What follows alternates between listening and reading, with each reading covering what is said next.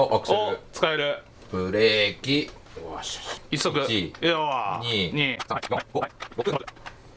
おー、サイド確定でしょ、もうこれ。いや、もう100%確定じゃん。サイド出るんやわ。プレステのグラン2勢とこれシミュレーター勢 PC の絶対使える内部基板が違うそうで、G27 のシフターに関してはボタンは使えないけどシフターは使えるらしい。アクセル。はいブレーキ。はい。クラッチ。そんな、俺指筋がすごい人みたいになってる。なるほどなるほど、これが弱くなってるってことですね、ロードセルが。100% にしてみましょうか。グイーッとちょっとおもダイヤルを戻してってあげると、筋肉切れそう。お、ほらほらほらほら。ああ、これ走行中に車両ごとに調整できるからそうっすね楽よこれ。どうも、バイクテレビヒロト。もうです。ロジクールレーシングアダプター、こんなん届いたんですけど、シフターとかペダルつけれるアダプターらしいんよ。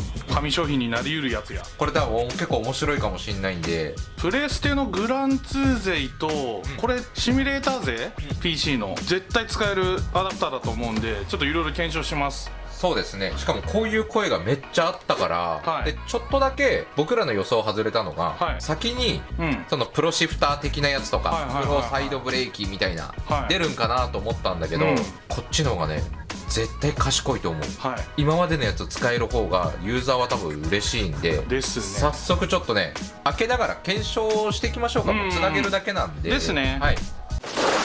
じゃあちょっと開けていきましょう。お、意外に大きいわ。アダプターとケーブルと故障書で、説明書っすね。絵面が載ってこう接続してくださいみたいな感じで、はい。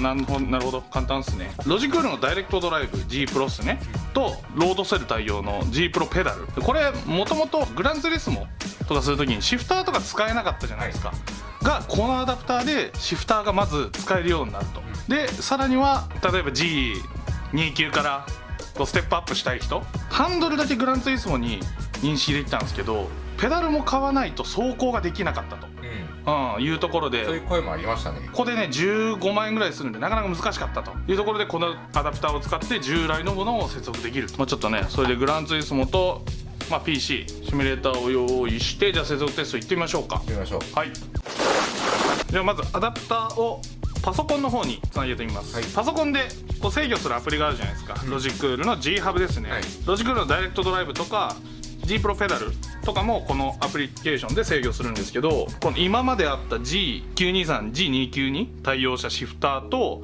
これが G923 のペダルですね、をアダプターにまず接続してパソコンで使えるかどうか。これもともと使えなかったっすからね、これこんな感じそうだよねでパソコンに使うとしたら G923 のハンコンユニットに1回シフターとペダルを挿して PC に接続して他のハンドルを別で使ってたって人もいるでしょうけど、それがなくなるっていうのもいいよな。床に置いてハンコ2個接続してやってる人いたわ。そういえばそうなんですよ。オスメスが決まってるんですね。アダプターの方にピンが出てる方がシフターですね。でこうメスになってる方がペダルですねを接続すると。で PC に接続すると USB ポンですね。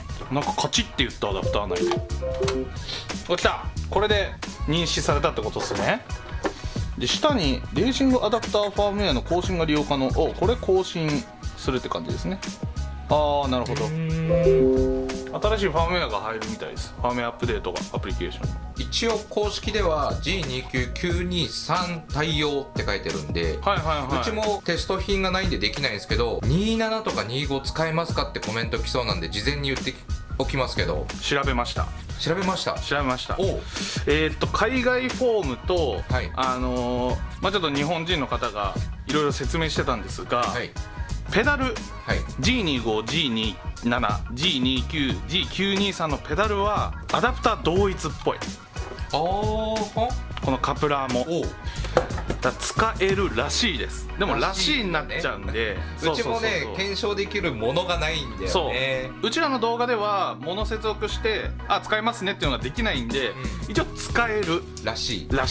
シフターなんですけど、シフターはG923、G29 時代は別売りなんですよね。これ7000円ぐらいで、なんですけど G25、G27 っていうのはもともとシフターがついてるんです、はい。でしかも G25 のシフターってシーケンシャルにできたり H パターンにできたりとか、G27 シフターってボタンとかあったんですよ。あったあったあった。なんで内部基板が違うそうで、うん。 G27 のシフターに関してはボタンは使えないけどシフターは使えるらしい。あー、検証してえけどなー。G25 はね使えないらしいであす。ー、使えない。そうまあ25もまあそういないしな。そうっすね、まあ、使いたい人はまあいるだろうけど、まあ、これシフターめっちゃ安いんでね、7000円なんで。まあそもそも27がもうだってプレステで使えないもんね。そうっすねそうっすね。ファームウェアの更新されました。これでとりあえず認識できたんでアセットコルサでちょっと認識してるかっていうのを確認します。はい。アセットコルサの設定画面ですね、来ました。とりあえずコントローラーいろいろつながってるんですけど、ちょっと押してみてください。あ、一番下に出てるロジックレーシングアダプターって書いてある。お、バーも動いてるっすね。じゃあちょっと設定してみましょうか。アクセルアクセルいけた。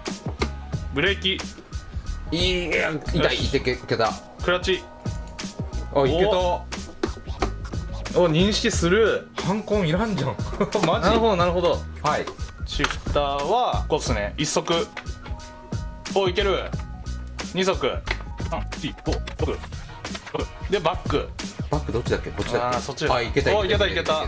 これでちょっと操作してみてください。おー、いい。じゃあこれでも使える。いけるね。まあもともとハンコン返してた人もいるでしょう。はい。なんですけどアダプター単体でシフターとペダルをパソコンに入力できると。ちなみに言うの忘れてたんだけど、はいこれ価格が39.99ドル、はいはいはい、今の日本円換算で5400-500円くらいなんだけど、まあこの動画出る頃には、多分テロップで正式な価格が分かると思います。そうですね。はい。で安いよね。めっちゃ安い。で使えるし、これいいじゃん。じゃあ次の検証はっすね、グランツーリスモっすね。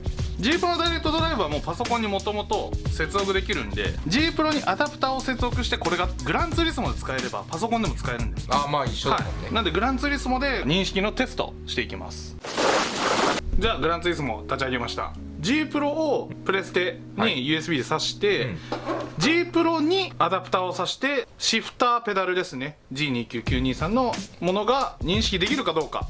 じゃあ G プロをまず認識させてみましょうか。 USB で挿してで電源入れると。チはちゃんと PS5 になってんだっけ？ PS5 そうですね、モードになってんだよね。 PS5 のモードにしないと認識しないです。まず G プロの電源を入れてプレステボタンを押して G プロを認識させると。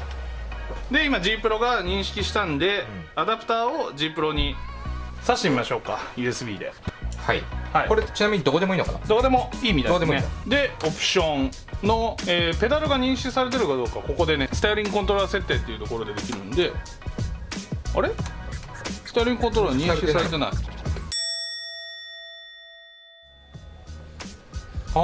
なるほど。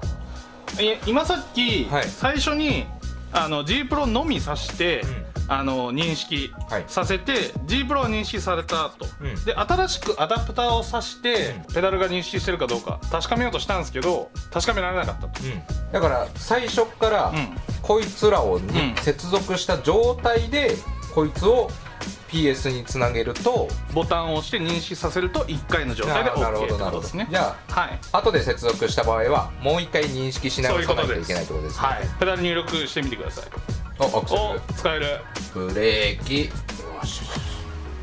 クラッチ使えるっすね。ちょっと待って、サイドってあるんだろう。